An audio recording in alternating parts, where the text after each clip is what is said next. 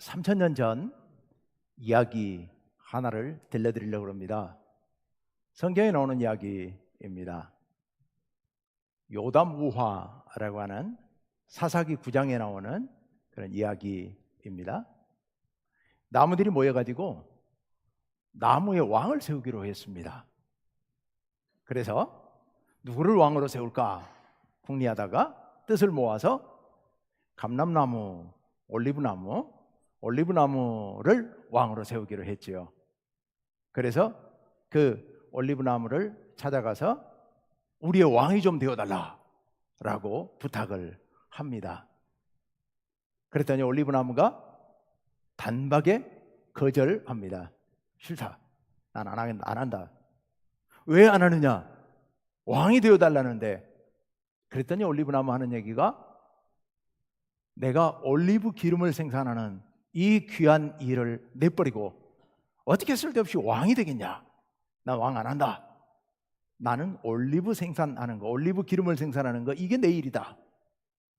그래서 나무들이 할 수 없이 두 번째, 이번에는 무화과나무를 찾아가기로 합니다. 그래서 무화과나무에게 찾아가서 왕이 되어달라 이렇게 부탁을 하죠. 그랬더니 무화과나무가 또 단박에 거절을 합니다. 뭐라 그러면서 거절하느냐? 나는 이 사람들이 이렇게 좋아하는 이 단 열매, 무화과 열매를 생산해야 되는데 이 일을 놔두고 내가 어찌 왕이 되겠느냐? 그래서 왕을 안 하겠다는 거예요. 참 어이없는 일이지만 할 수 없죠. 안 하겠다는데 어떡합니까? 그래서 세 번째, 다시 또 다른 왕 후보를 선정하고 찾아갑니다. 이번에는 포도나무를 찾아갔죠. 포도나무에게 당신이 우리의 왕이 되달라.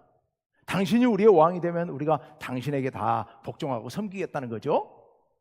그랬더니 포도나무가 어떻게 했을까요? 역시 단박에 거절합니다. 아니, 사람들이 이 포도즙을 이렇게 좋아하는데 내가 이 좋아하는 걸 놔두고 왕은 무슨 왕이 되겠느냐 하고서 또 거절을 하는 겁니다. 그래서 궁리 끝에 다 안 한다고 그러니 어떡합니까? 고민하다가 가시나무를 찾아가기로 합니다. 그래서 가시나무에게 부탁을 하지요. 당신이 우리의 왕이 좀 되어달라. 그랬더니 가시나무가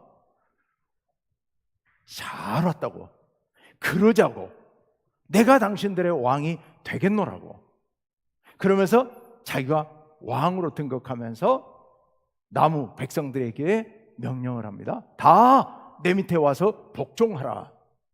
만약 나에게 복종하지 않으면 나에게서 불이 나와서 너희들 다 태워버릴 것이다. 이렇게 큰 소리를 치면서 왕이 되었다 하는 이야기입니다. 왜 이런 이상한 이야기를 했을까? 이게 사연이 있죠. 이 이야기를 지어냈던 요담이라고 하는 사람이 우리가 잘 아는 사사 기드온의 아들입니다. 사사 기드온의 아들이 70명이에요.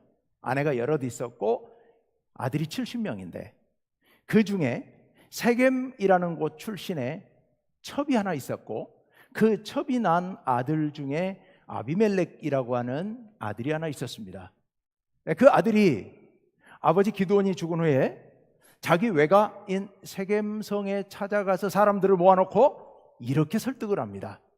여러분, 기드온의 70명 아들이 당신들을 통치하는 것과 나 한 사람, 외가가 당신들과 같은 동네인 나 한 사람이 왕이 돼서 당신들을 통치하는 것 어느 게 좋겠습니까?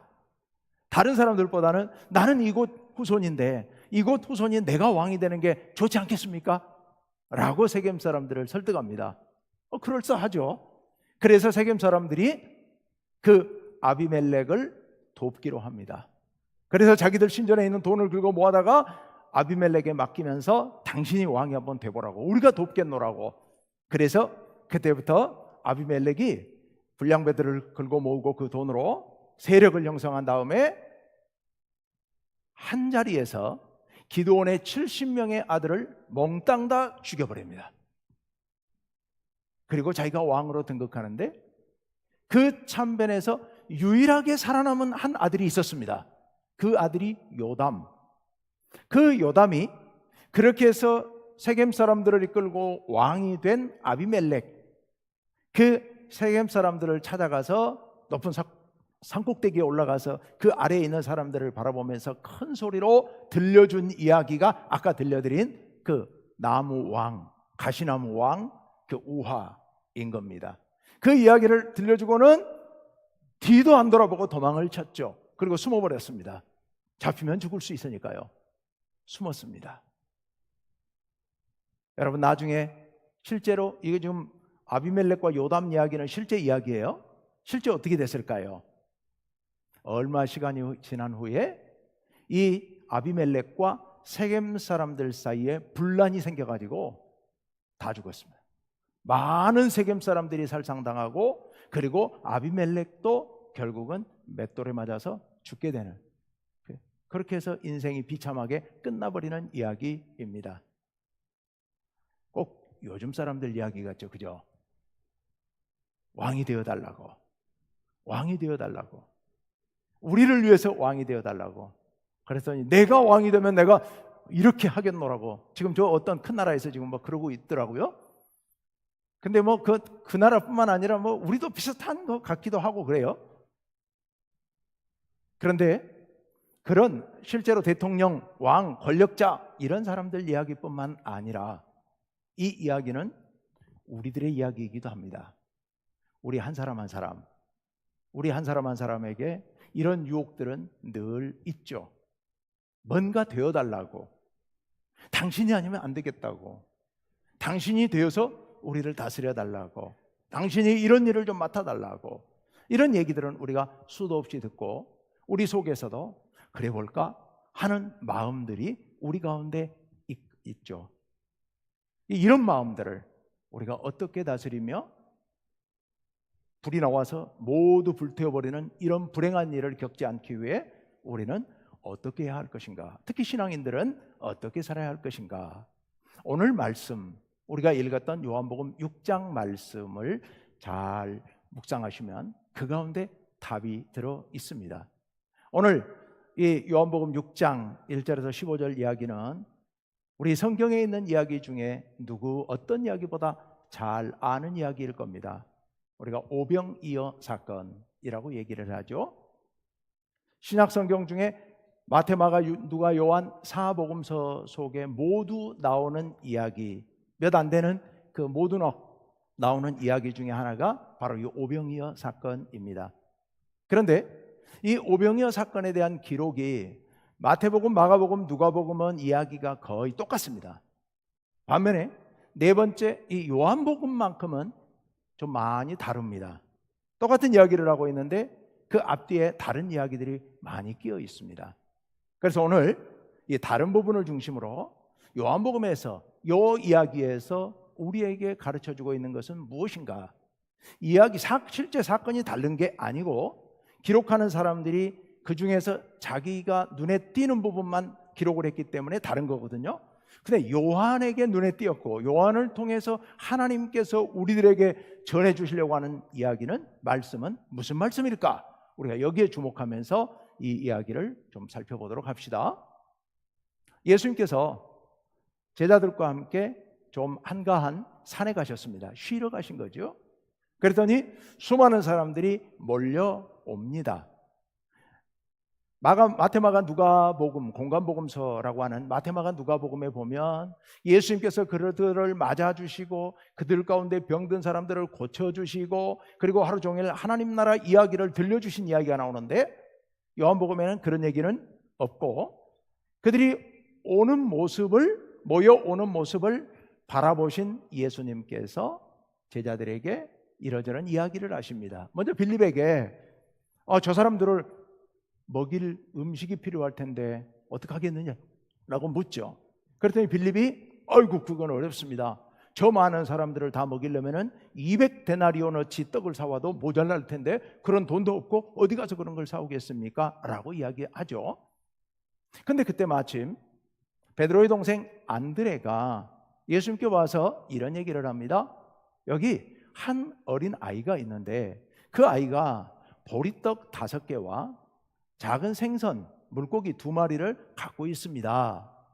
이거 있긴 있습니다만 이거 갖고 어디다 붙이겠습니까? 라고 이야기를 하죠.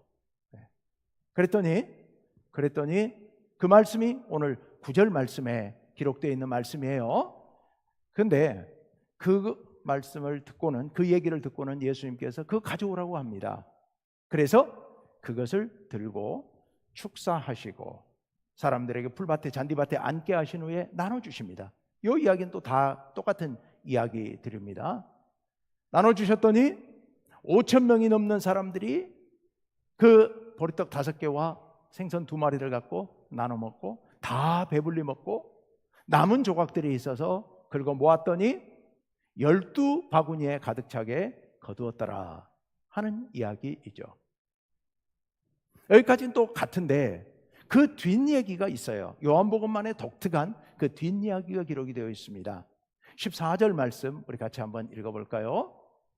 네. 다 함께 읽습니다. 시작. 그 사람들이 예수께서 행하신 이 표적을 보고 말하되 이는 참으로 세상에 오실 그 선지자라 하더라. 아멘. 사람들이 그 기적을 보고 보리떡 5개, 어린아이 도시락에 들어있던 보리떡 5개와 생선 2마리를 갖고 5,000명이 배불리 먹고 남은 조각을 12광주리에 차게 12바구니에 차게 거둔 이 놀라운 사건을 보면서 그들이 말했다는 겁니다. 이는 참으로 세상에 오실 그 선지자다. 여기서 이는 누구겠습니까? 예수님이죠.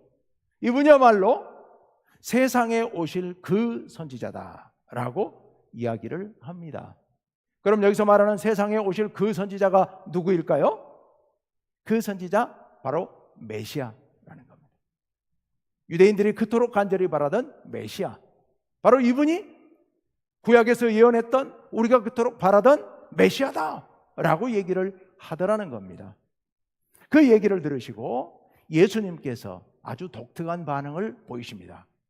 그게 15절 말씀이죠. 다 같이 읽습니다. 시작. 그러므로 예수께서 그들이 와서 자기를 억지로 붙들어 임금으로 삼으려는 줄 아시고 다시 혼자 산으로 떠나가시니라. 아멘.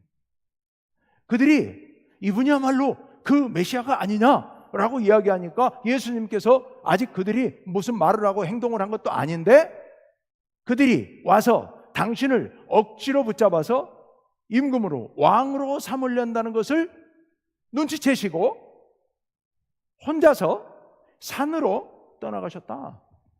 혼자 산으로 떠나가셨다. 예수님께서 좀 너무 과하신 행동 아닐까요?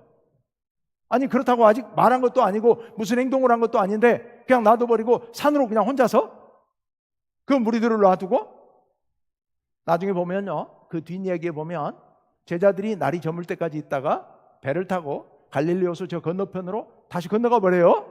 예수님만 혼자 놔두고. 그러니까 예수님께서는 제자들도 놔두고 못 따라오게 하고 혼자서 산으로 올라가 버리셨다. 이런 이야기입니다. 왜 그러셨을까? 오늘 이 이야기 속에서 우리는 여러 질문들이 던져집니다. 첫 번째 질문은 뭐냐? 왜 이스라엘 백성들은, 그 자리에 모였던 그 무리들은 예수님을 왕으로 세우려고 했을까? 두 번째, 그들이 예수님을 왕으로 세우려고 할 때 예수님께서는 왜 피해버리셨을까?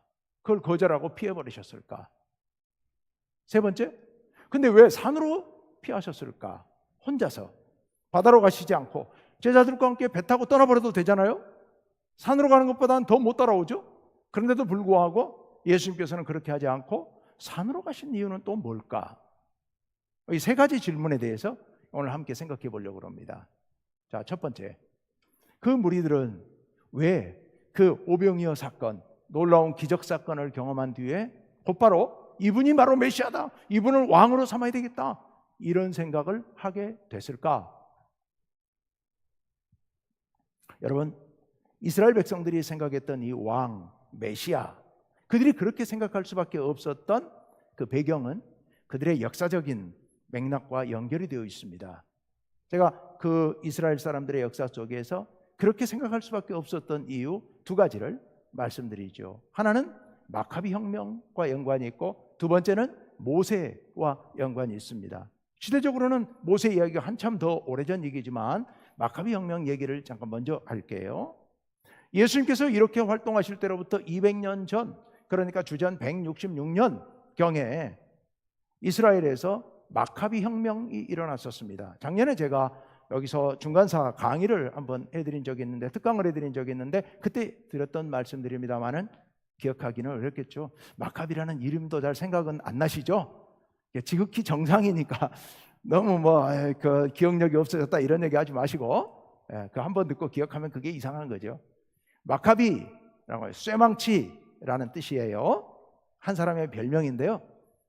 그 당시에 시리아, 알렉산더 후에 시리아의 안티오쿠스 4세가 유대를 점령을 하고 만행을 저지르고 있었습니다. 성전에다가 돼지 머리를 갖다 놓고 제우스 신에게 제사를 지내는 이런 만행을 저지르면서 유대인들을 심하게 압제했죠. 그것을 견디다 못해서 마따디아라고 하는 노인 제사장이 나서서 쿠데타를 일으킵니다. 자기 아들들도 다 제사장들이에요. 아들들을 거느리고, 여러 아들을 거느리고 그 따르는 사람들과 함께 이 시리아에 저항하면서 혁명을 일으킵니다. 혁명을 일으키고 나서 석 달 만에 이 마따디아는 나이가 너무 많아서 세상을 떠납니다. 그리고 그 셋째 아들 유다가 이제 그 혁명 조직을 이끌게 되는데, 그 유다의 별명이 쇠망치, 즉 마카비예요. 그래서 마카비 혁명이라고 합니다. 그가 혁명을 일으켜서 승승장구하면서 시리아 세력을 모두 몰아냅니다. 그리고 이 유다 마카비가 죽고 난 뒤에 다섯째가 이어받아서, 전쟁에서 죽고 나자 다섯째가 이어받아서 계속 통치를 했고, 그때로부터 약 100년 동안 그 제사장 가문이 왕으로서 이스라엘 나라를 통치합니다. 이때를 하스몬 왕가라고 얘기를 하죠. 하스몬 왕가. 그러다가 100년 후에 BC 63년에 로마의 그 유명한 장군, 삼두정치 중에 한 명이었던 폼페이우스가 다시 예루살렘을 점령하면서 이 하스몬 왕가는 끝납니다. 그리고 나서 한 10여 년 있다가 헤롯 대왕이 로마에 아부해서, 폼페이우스에게 아부해서 이스라엘의 통치권을 얻어서 허락받고 왕이 되죠. 그때부터 헤롯 왕가의 통치가 한 170년 동안 예수님 당시 쭉 이렇게 이어지게 됩니다. 지금 이스라엘 사람들은 무슨 생각을 하고 있느냐? 그 마카비와 같은 그런 메시아가 와서 우리 유대 나라를 그때 그렇게 혁명을 통해서 그리스를 물리쳤듯이, 시리아를 물리쳤듯이 다시 예수가 메시아가 되어서 로마를 물리치고 우리 유대 나라의 번영을 이루고 유대 나라가 온 세상을 통치하는 그런 영광을 가져다 줄 것을 기대한 겁니다. 그래서 그런 메시아, 그런 마카비와 같은 정치적인 메시아를 간절히 기대하고 바라고 있었던 겁니다. 그가 와야, 메시아가 와야 로마로부터 자유를 누릴 수 있게 되고 우리 유대가 영광을 누리게 될 것이고 우리가 이 고난으로부터, 이 질곡으로부터 벗어날 수 있다라는 기대를 갖고 있었던 거죠. 그래서 메시아가 오기를 그렇게 간절하게 소망하고 있었고, 그 메시아는 마카비와 같은 정치적인, 군사적인 힘과 능력이 있는 그런 지도자이기를 바라고 있었던 겁니다. 그런데 예수님은 그런 마카비와 같은 그런 결단력, 그런 무력, 힘을 보여준 적이 없잖아요. 근데 왜 예수님을 보면서 이분이 메시아다, 이분이 임금이 돼야 된다, 왜 이런 생각을 했을까요? 그것은 모세와 연관이 있습니다. 여러분, 모세 이야기는 길게 하지 않아도 잘 아시죠? 모세가 이스라엘 백성들을 위하여서 수많은 일들을 했습니다마는 그들의 기억 속에 가장 강하게 남아있고 오늘 사건과 연결되는 능력, 힘, 일, 그게 뭐였을까요? 바로 광야의 만나요, 만나. 모세는 광야에, 아무것도 먹을 것이 없는 광야에서 무려 40년 동안 이스라엘 백성들이 굶주리지 않도록 했던 인물이죠. 하늘로부터 만나를 내리게 함으로써 이스라엘 백성들이 그 만나를 먹고 40년 동안 건강하게 굶주리지 않고 잘 살도록 했었다는 겁니다. 그래서 이스라엘 백성들은 그때 일을 기억하면서 만약 메시아가 온다면 이렇게 힘들고 고달픈 우리들에게, 먹을 게가 없어 이렇게 굶주리고 있는 우리들에게 모세가 만나를 내렸듯 우리에게 양식을 내려서 우리를 먹여 살려 줄 것이라고. 이제 모세 오경에 보면 모세와 같은 너와 같은 선지자 하나를 내서 너희를 보호할 것이다라는 그런 예언의 말씀이 있거든요. 그러니까 그 말씀을 생각하면서 모세처럼 우리에게 만나로 먹여줄 그런 지도자가 오기를, 메시아가 온다면 그렇게 될 것이라고 기대하고 있었던 거지요. 그런데 예수님이 오늘 무슨 일을 하셨어요? 예수님이 오늘 떡 5개와 물고기 2마리로 5,000명을 먹여주는 이 놀라운 사건을 행하니까 이분이야말로 바로 모세의 능력을 가진 분이다, 이렇게 생각을 한 겁니다. 그래서 모세처럼 우리를 배불리 먹여줄 수 있는 분이다. 이분이 왕이 된다면, 이분이 우리를 다스린다면 우리가 배고프지 않고 굶주리지 않고 행복하게 살 수 있을 것이다, 이런 생각을 한 겁니다. 그러니 이분을 왕으로 세워야 된다. 사실은 예수님 당시에 예수님 말고도 백성들이 메시아로 옹립하려고 했던 사람들이 여럿 있었습니다. 그런 사람들이 자칭 메시아인 사람도 있었고 백성들이 메시아라고 세우려고 했던 사람도 있었는데, 그들이 무리를 지어서 폭동을 일으키고 로마에 저항하고 그러다가 진압되고 이런 일이 몇 차례 반복됐거든요. 그러니까 그들의 생각 속에는 메시아가 온다면 과거 마카비와 같이 그렇게 무력을 가지고 유대를 다시 회복시킬 것이라는 기대를 갖고 있었던 겁니다. 그래서 예수님도 그런 인물이 되기를 바라는 마음으로 그렇게 세우자고 자기들이 지금 모의하고 있는 것을 예수님이 눈치채신 겁니다. 그래서 예수님은 거절하셨던 거예요. 자, 두 번째 질문. 예수님은 왜 그 요구를 거절하셨을까? 기회잖아요. 예수님께서 이 땅에 오신 목적이 뭡니까? 무엇을 세우기 위하여? 오늘 설교 제목에 힌트가 있는데요. 무엇을 세우기 위하여? 하나님 나라를 세우기 위하여. 이 땅에 하나님 나라를 세우고 이 땅에 있는 모든 사람들을 구원하기 위하여, 하나님 나라 복음을 전하기 위하여 예수님께서 이 땅에 오셨잖아요. 그런데 백성들이 자발적으로 예수님을 왕으로 세우려고 한다면 이거야말로 절호의 기회죠. 놓칠 수 없는 기회잖아요. 이들을 이끌고 하나님의 뜻을 이루면 되잖아요. 그런데 예수님은 그들을 피해서 산으로 피해버리십니다. 왜 그러셨을까? 왜 그러셨을까요? 여러분, 그들이 생각했던 그 욕구, 그들의 바램, 이게 뭐였을까요? 무엇을 위하여 유대인들은 메시아를, 예수님을 메시아로 세우려고, 왕으로 세우려고 그랬을까요? 누구를 위하여? 자기들을 위하여. 자기 배들을 채우기 위하여. 예수가 만약에 메시아라면, 왕이 된다면 모세가 그랬던 것처럼 우리를 배불려 줄 수 있을 것이라는 기대감 때문에, 예수가 만약에 메시아가 돼서 로마를 물리치고 우리에게 자유와 독립을 주고 우리를 이끌고 온 세상을 지배하고 다스리는 그런 영광스러운 나라를 세운다면 우리도 영광스럽게 되고 우리도 권력을 누릴 수 있을까라는 생각 때문에 그들의 관심은 오직 자신들의 만족, 자신들의 영광, 자신들의 욕망, 이 욕망을 채우기 위하여서 예수님을 왕으로 추대하고 그 메시아 예수님을 따라서 그렇게 누리고 싶었던 겁니다. 그래서 예수님을 왕으로 세우려고 했던 거죠. 그런데요, 예수님의 생각은 전혀 달랐습니다. 오늘 이 오병이어 사건은 예수님께서 하나님 나라를 맛보여 주신 사건입니다. 그들이 생각하는 메시아의 왕국과 예수님께서 맛보여 주시려고 하는 하나님의 나라 비슷합니다. 비슷해요. 예수님께서는 이 오병이어 사건을 통하여서 하나님 나라에 가면 우리가 하나님 앞에서 잔치를 벌이게 될 텐데 이렇게 적은 음식을 가지고도 모두가 만족을 누리면서 행복하게 배고픔을 해결하고 서로 사랑하면서 서로 나누는 이런 하나님 나라의 모습을 예수님께서 맛보여 주신 겁니다. 비슷합니다. 그런데 뭐가 다르냐? 아주 결정적인 차이점이 있습니다. 여러분, 오늘 이 오병이어 사건의 출발점이 된 작은 하나의 계기가 있었죠. 그게 뭐였습니까? 어린아이의 도시락, 보리떡, 보리빵 5조각, 그리고 생선 2마리, 그것이 담겨있는 어린아이가 가져온 도시락. 아이가 지 혼자 먹어야 될 그 도시락을 먹을 것을 찾는 그런 상황 가운데 내놓은 거예요.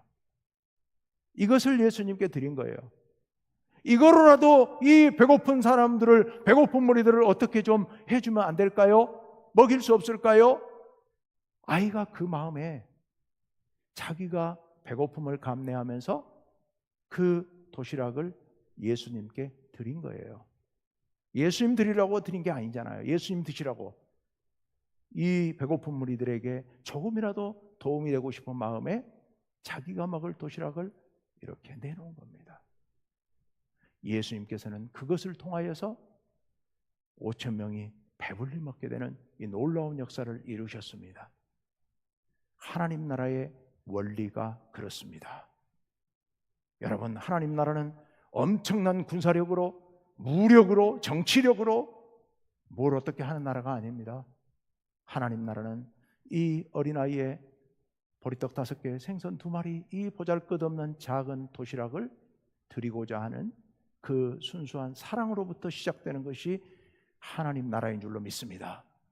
예수님께서 이루려고 하는 나라는 바로 그런 나라입니다. 작은 조각이라도 서로 나누고 서로 섬기고 내 배고픔을 인내하면서 희생하는 이런 아름다운 마음, 이 사랑의 마음, 이 섬김의 마음, 이 마음으로부터 출발하는 것이 하나님의 나라인 겁니다.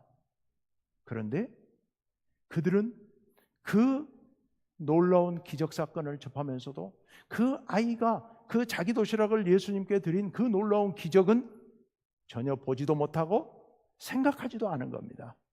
오로지 자기 배부른 것만 생각한 거죠. 그러니까 이런 엉뚱한 생각을 했던 겁니다.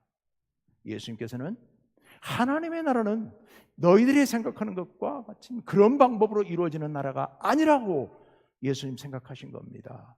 그래서 예수님은 그것을 단호하게 거절하신 겁니다. 심지어 제자들마저도 그런 분위기에 휩쓸리고 있는 것을 예수님 아마 느끼셨을 겁니다. 그래서 제자들도 거느리지 않고 제자들 보고 배 타고 떠나게 하시고서, 그리고 예수님께서는 산으로 피해버리시고 말았던 겁니다. 근데 여러분, 예수님만 그런 유혹을 받는 게 아니라 아까 말씀드렸던 것처럼 우리도 세상을 살아가다 보면 그런 유혹을 얼마든지 받을 수 있습니다.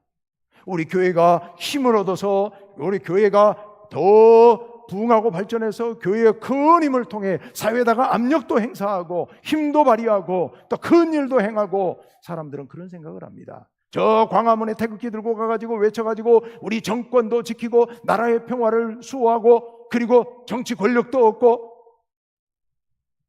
오늘날도 우리에게는 끊임없이 그런 유혹들이 다가오게 됩니다. 반대로 진보적인 사람들은 진보적인 운동을 통하여서 정치적으로 힘을 써서 뭔가 새로운 결과를 만들어내고 이런 꿈을 꿉니다. 그런데요, 이도저도 아닙니다. 이것도 저것도 아닙니다. 그런 방법으로 하나님 나라가 이루어지지 않습니다. 하나님 나라는 어떻게 이루어진다고요? 어린아이의 그 작은 도시락, 그것을 먹지 않고 주님께 드리려는 그 아름다운 마음으로부터 하나님 나라가 시작된다고 하는 겁니다. 자, 그래서 예수님께서 그들을 피해서 산으로 올라가셨는데 왜 하필 혼자 산으로 가셨을까요? 이게 3번째 질문이죠. 왜 산으로 가셨을까요? 배 타고 바다로 가실 수도 있었는데, 그게 더 어쩌면 더 좋은 효과적인 피신 방법일 수도 있었는데, 근데 왜 혼자서 산으로 가셨을까요? 예수님, 여러분 요한복음에 예수님의 행적들을 보면 예수님께서 산에 가신 이야기가 상당히 여러 군데 나오죠. 혼자 가실 때도 있고 다른 제자들을 거느리고 가실 때도 있고. 근데 산에 가실 때마다 반드시 하신 일이 있었습니다. 뭘 하러 가셨을까요? 산에? 한결같이 예수님 산에 가실 때는 기도하러 가셨습니다. 기도하러 가셨어요. 예수님께서 왜 그 무리들의 유혹 앞에서 산으로 가셨을까? 기도하러 가신 겁니다. 기도하러 가신 거예요.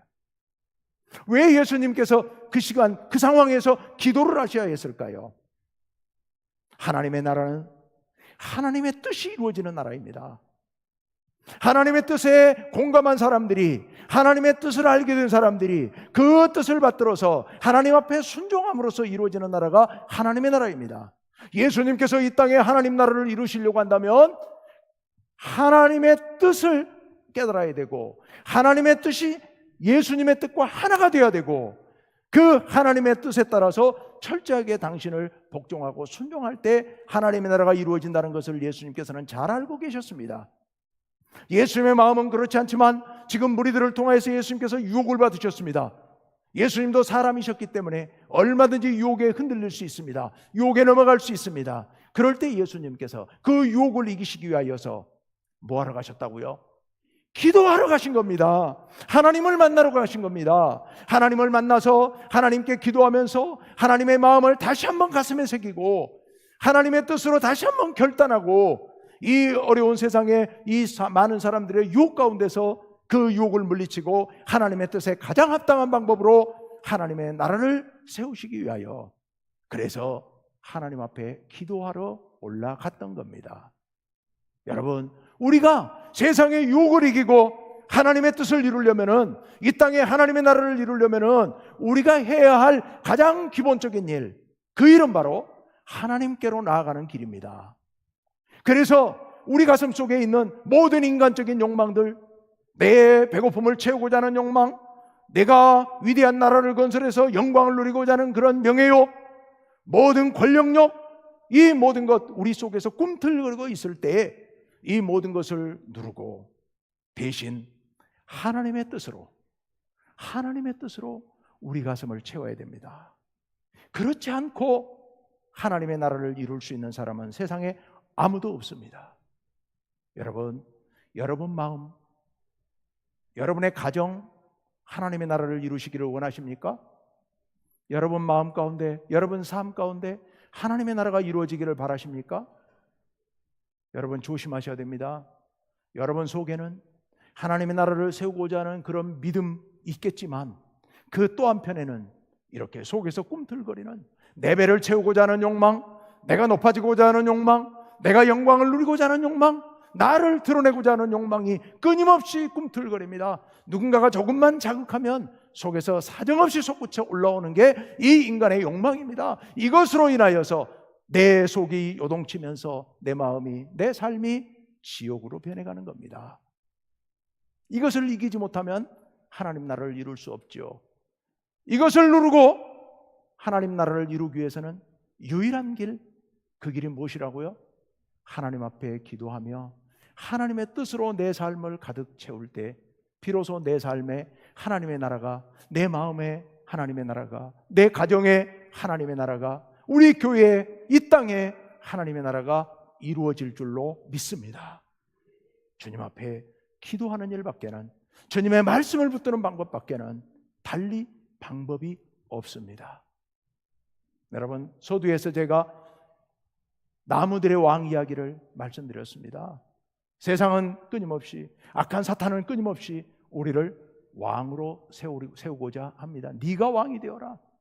예수님께서 공생의 사역을 시작하기 전에 40일 금식하신 후에 사탄이 찾아와서 예수님을 3가지로 유혹했는데 그 3가지 유혹도 똑같은 겁니다. 같은 내용이에요. 사탄은 끊임없이 우리를 유혹하고 우리를 넘어뜨리려 합니다. 우쭐하는 마음으로 넘어지도록 사탄은 우리를 유혹합니다. 우리 거기 넘어가면 안 됩니다. 메시아의 왕국, 오늘 설교 제목 메시아의 나라.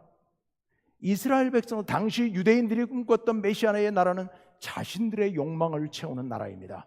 메시아를 통하여 나의 욕망을 채우려고 하는, 그러나 하나님의 나라는 나의 욕망을 채우는 나라가 아니라 하나님의 뜻이 이루어지는 나라입니다. 여러분, 우리 속에 끓어오르는 모든 욕망을 하나님의 뜻으로 다 누르고 하나님의 나라를 이루어서 여러분의 삶도 행복하고 여러분의 가정도 행복하고 이 세상도 우리로 인하여서 행복한 하나님의 뜻이 이루어지는 그런 나라 이루어 가시기를 간절히 바랍니다.